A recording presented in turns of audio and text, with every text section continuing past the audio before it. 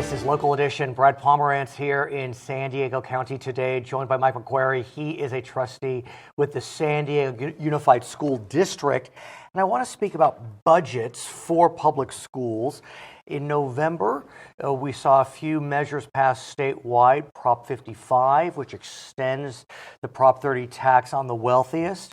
Prop 51, a statewide school bond. Of course, you have measures S and Z and San Diego Unified, which are bonds locally. How do budgets look? Budgets look troubled, but the prognosis is good. Every time at this point in the year, we have to examine our budgets based on the best information we have. And the information we have currently shows that we have to take a look at $117 million more in making some adjustments. Why are budgets troubled? Because the economy's on the mend. Definitely the state budget's on the mend. They're seeing more money come in than they expected. Prop 30's extended. I mean, I guess the sales tax element of Prop 30's expired. That can cause a small hit, but what's going on? Well, those are all good points and absolutely necessary. So the Prop 51 will allow schools that don't have, who have physical needs to That's construction. To do construction. And then Prop 55 extending the tax will give the state approximately $3 billion in additional assets. And then we're looking at a better budget in California. We think the governor will release his estimate here in January. Right.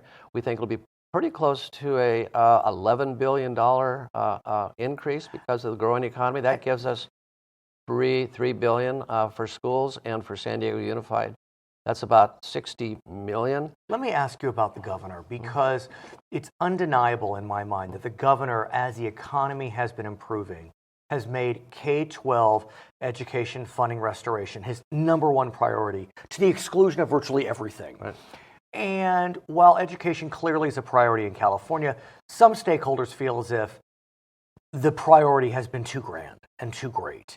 And so are you concerned that because he has been so strong on K-12 education that ultimately other interest groups are going to say, look, it's been 5 years of restoring K-12, what about us?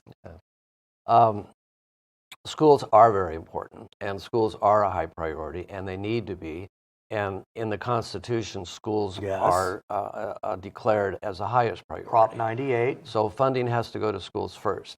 I guess the question is, are schools getting a sufficient amount of money, adequate funding to do the job they need to do?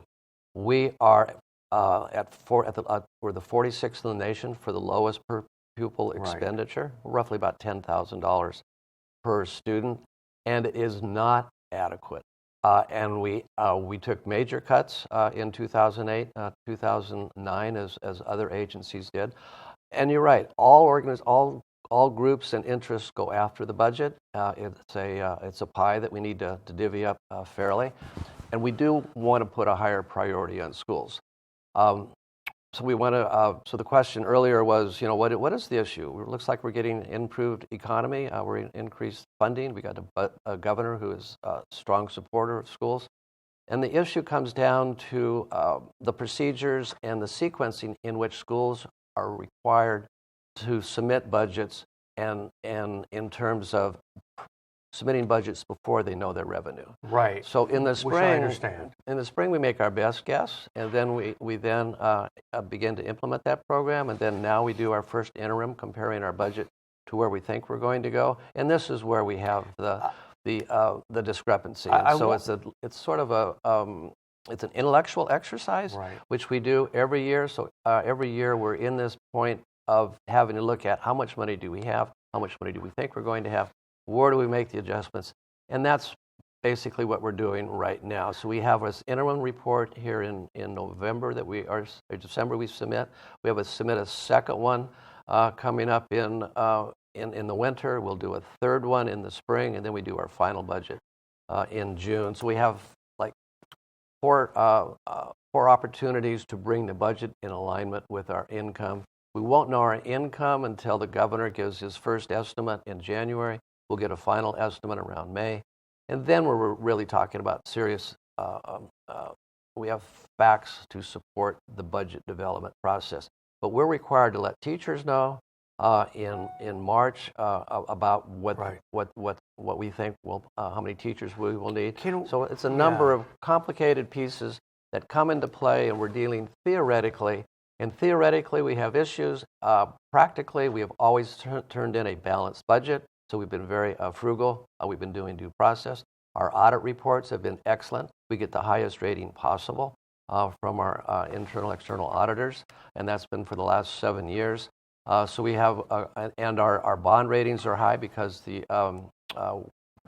community knows that we are frugal and we are conservative, and that we're a good investment. I want to talk about another element of the November election, and that's the election of Donald Trump. Whatever one thinks about President Trump, what we do know is that children up and down the state in California have expressed some anxiety about his election, especially students that may be of Latino descent. We're in San Diego County today. There are several hundreds, thousands, tens of thousands, hundreds of thousands Latino students. And what they are saying to their teachers is they're scared. They're scared that as a result of what the candidate said during the election, that they may be deported because they're undocumented or they don't understand what documentation is. Their parents, their aunts, their uncles may be deported. What are teachers doing in San Diego Unified? What's the school board doing to calm fears? Well, there is a lot of fear out there. And we spoke with a parent last night at our Celebration of Light, which was the gathering of San Diego at our community center in Old Town, where we did a opportunity to bring everybody together to share our story and to be able to give certainty to members of our community that our students are safe when our school, our parents are safe in our schools.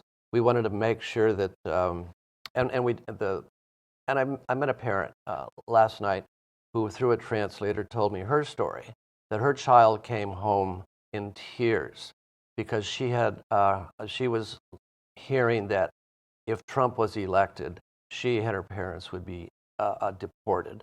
And then when the election happened, then that was a reality for her. So she was afraid of being deported. And let me ask you then, because a lot of folks have said, there will be moderation. We don't need to worry. We're not going to be deporting kids.